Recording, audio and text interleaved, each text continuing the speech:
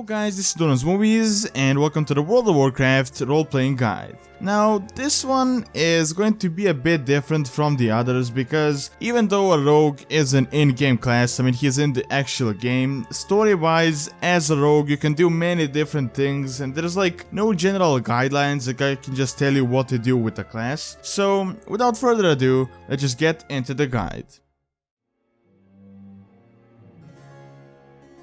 So, the first and the most obvious question is, what is a rogue?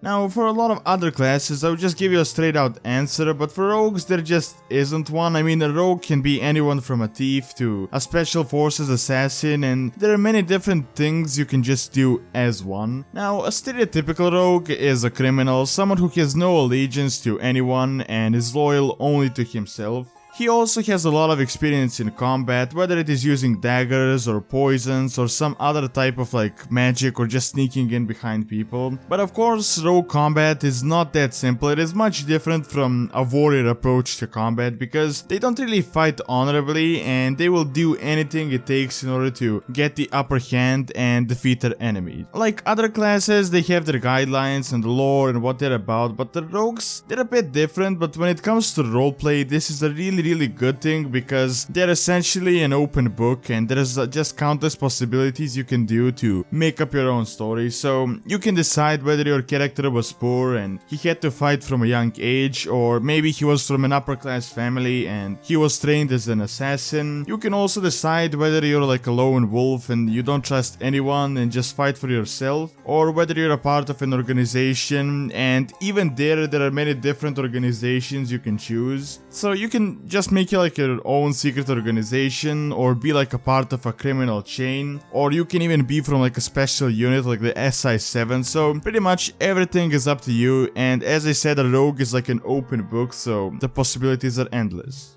Okay, so now I'm just going to list down some of the known organizations and who they really are, so if you want to be a part of them, you can kinda know what they're about. So let's just start out with the humans, as I think they're one of the most prominent rogue races, and they have a lot of different organizations. The two quite notable ones are the Syndicate, which are the criminals and an enemy of the Alliance, and then you have the Ravenhold, also known as the Assassin's League, and they're the arch enemy of the Syndicate. You also have the Defiance Brotherhood, which is a direct enemy of the Alliance, and they have a lot of outlaws in it and they're always battling the Alliance. And lastly you have the SI7, which works under the direct command of the Alliance, and they are sent on many different dangerous tasks. Their secret missions are mentioned in the book, such as retaking Ironforge, and they're usually very big and discreet and they don't get in cold for minor problems, so they're kind of an elite force.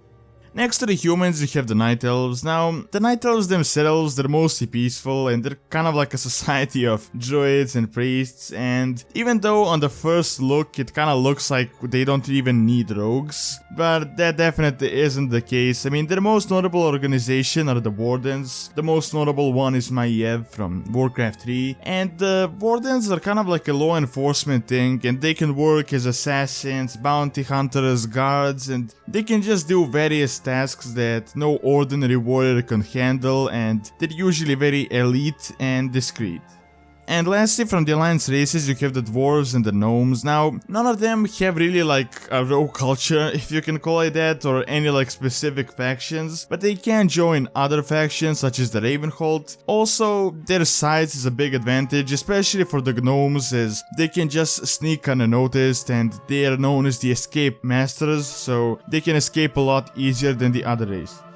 When it comes to the Horde, the most prominent race are the Undead. Now, if you watched my videos before, you would know that the Undead are not really a society that would shun rogues or warlocks like the others do, but instead they embrace them. Now, their most notable organizations are the Dead Stalkers, also known as the Dark Stalkers, and they're extremely well trained and dangerous, and they work in protecting and spying for Lady Sylvanas, so they're sort of an elite force just like the SI7. Also, because, you know, they're undead, they have a lot of advantages because they don't have any like humanly needs. Like, they don't have to eat, they don't have to sleep, and even breeding, like they don't have to breed. So for example, they can just breed underwater and they can work a lot better as spies. Next to the undead, you have the two big races, the orcs and the trolls. Generally, these races aren't really rogues, but they definitely can be, especially the trolls, you know, due to their agility and just experience using daggers and poisons and all of that stuff.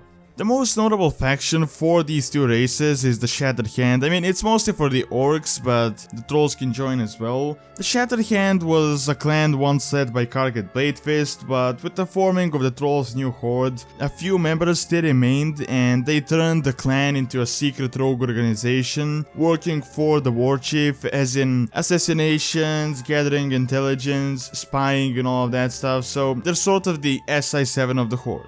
And lastly we have the Blood Elves, and until recently they were shunned within their society, but ever since the destruction of Silvermoon and them struggling to survive and so little of the High Elves later on turned into the Blood Elves actually surviving, they kinda accepted many things they would never even consider accepting before. Now the most notable Blood Elf rogue is Valera Sanguinar, and she's also in the comics and Hearthstone and all of that.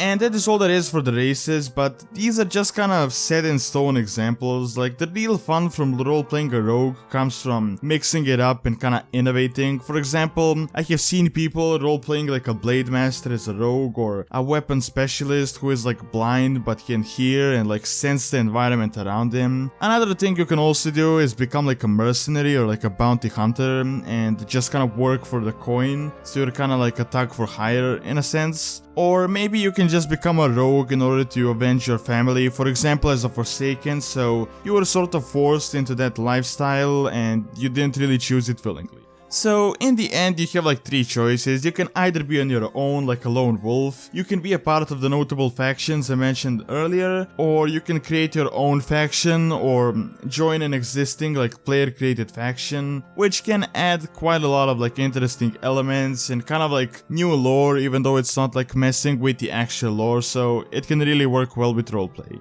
And just before I end the video, I just wanted to give you like a quick tip so you don't really embarrass yourself. Like, for example, if you're all playing like a very secretive rogue that is always in the shadows, don't just walk into the cathedral square and start talking to people about how secretive you are, how like stealthy you are, because it's kinda like cringy, I guess. It's kinda like really lame. Just think of it like a real situation. Usually criminals, rogues or assassins, they wouldn't be hanging around in the actual square, they would be hanging around in the dark corners in the streets, and they definitely wouldn't be spilling out like their life stories to complete strangers they meet.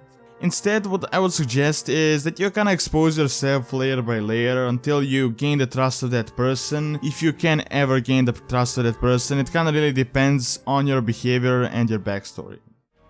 Alright, that is all I have for this video. Now, at the moment, there is only the Hunted Role-Playing Guide, and I'm pretty much done with this series, so do leave your own suggestions on which, like, role-playing related videos you'd like to see on the channel once I'm done with this series. And also don't forget to like and subscribe if you're not subscribed already, as it really helps with the channel and keeps all the videos going. And thanks a lot for taking time out of the day to watch this video, and see you next time.